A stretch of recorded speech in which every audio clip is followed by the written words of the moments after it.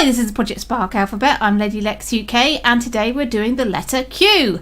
Now then, there are no brain tiles beginning with the letter Q, and there's only the question mark props to choose from. So I've been a bit flexible with my Q today, and for the brain tile segment, I have chosen to give you a quit option, and for the prop, I've gone with Scarlet's quiver, and how to create limited ammo and a refillable quiver of arrows when you need it. So let's do the prop first. Let's do the quiver. So here is my quiver here, and I've put a little patch of grass so you can see where it's going to appear when you need it. And in my player brain, I've given him limited ammo. So let's go up to the top there.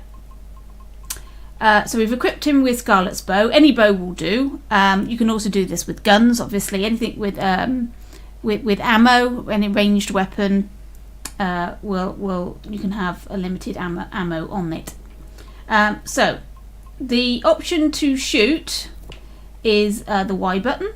So when Y is pressed, now you need that press button so that you get one shot per press. Otherwise, you're going to lose all your arrows straight away. So when Y is pressed, and the number of arrows is greater than 0, then you're going to shoot.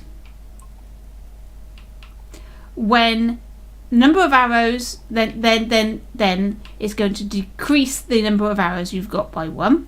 So, else, display no ammo boolean equals true. And this is going to display some text for us. We're going to display the number of arrows at the top of the screen, and here's the boolean, display no ammo. When that is true, we're going to display out of ammo at the screen center, and then after a second we're going to turn that boolean back to false. So that text is going to appear for a second when you try and press the button and you've got no ammo. Okay, so let's have a look at the quiver. Okay, so first of all, it's going to be invisible and non-collidable. When you detect a player, we're going to make that our customer. So an object variable customer equals it. And when our customer's arrows are less than 2, so if they're 1 or less, then visible equals true. We're going to make the quiver visible. And when it is visible, we're going to turn its power on. And when it has power, we're going to say collidable equals true. So you can now bump into it. And when you bump into our customer, and the customer's arrows will make our customer's arrows 6. So when you bump this quiver, or when the player bumps the quiver, their arrows will become, arrow number will become 6. So it will fill up their ammo count, and then we'll say visible is false and collidable is false again. So once you've bumped and collected your arrows, this becomes invisible and non-collidable again. So let's see this in action. So our player's got his bow, and you can see top left it says 6 out of 6 arrows. So I'm going to fire, and it says 5 out of 6, 4 out of 6, 3, 2, 1, 0, and now we're going to try and fire, and it says out of ammo. Every time I press the button, it says out of ammo. Now we'll get into this area, and yep, it's detected my player. It's determined I've got less than 1 arrow left, so I can now bump into it, and I've got 6 out of 6 arrows. You could put a special effect in there as well and make it a little bit more interesting, maybe a sound effect or some sparkle or something when you collect the arrows, but there you go.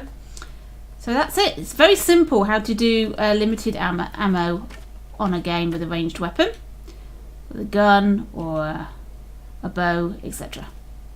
Out of ammo, that's it. Get to the area, pick up new.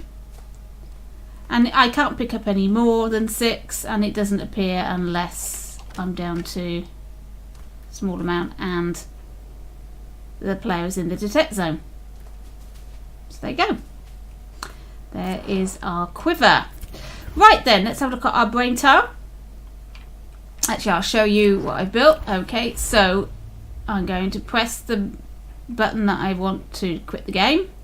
Do you want to quit? And it's giving me the instructions of right stick and A. So if I move my right stick, I highlight yes or no. Yes or no. Do you want to quit? No. So it's gone back into the game. No problem. Press the right trigger again. Do you want to quit? Yes.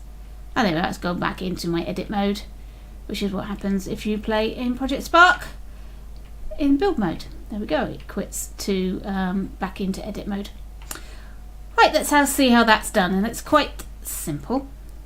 Right, now be aware that in a lot of games, the quit button is generally the three little lines, the sort of start button on the little button on the Xbox controller. We don't have the option to use that because that's part of Project Spark, so we can't use that button to close our game. So we have to choose another button. I've chosen the right trigger. You can choose a right button. You can choose a combination of buttons, maybe two buttons together. There's various ways of doing it, but I've used the right trigger pressed. So when right trigger is pressed, we'll set a boolean called quit equals true. Now I'm going to set some vector variables, and this is going to tell them where on the screen to put the yes and the no buttons. So when yes vector equals world up, which is the y-axis on the screen, multiplied by minus 0.1 plus east, which is the x vector, multiplied by negative 0.3, and the no is the same for the y, but this time it's 0.3, not negative 0.3. So that gives us the positions of the yes and the no buttons.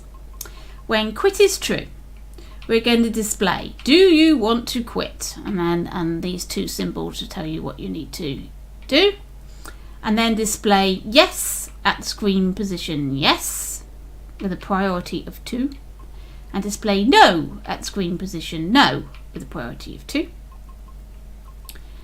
And then we'll set choice to be true. When choice is true, we're going to display that little black square at the screen position of yes with a priority of 1. So it will appear underneath the text. When you move the right stick in the right direction, that choice equals false. Now we can do this because I've only got 2 choices. If you had more than two choices, you wouldn't use a boolean, you'd use a number variable. So it would be number variable equals 1, number variable equals 2, 3, 4, etc. But because I've only got 2, I've used a boolean because it's basically yes or no. So choice equals false. Else display the basic panel at the no position. When you move the right stick in the left direction, the choice equals true. And when you pressed A and choice is true, then it's game over. And if you press A and the choice is not true, then quit equals false, and it comes out the entire thing and goes back into the game. Now, because I've used the A button, go back up to his movements, he'll jump when you press the A button. So to stop him from doing that, we've just added this little extra bit to this bit. So when A pressed and not quit, then jump. So he won't jump when you go back into the game. There we go. So there's a nice easy quit for yes and no, so that your player can quit the game at their leisure. Obviously, if you want them to be able to save their options, you have to do something slightly different, using campaign variables and reloading the game and all sorts of things. Well, but for this purposes, this is just a game over or back into the game option. So there you go, quick, speedy one today. That was the letter Q. Hope it was useful to you, and keep sparking.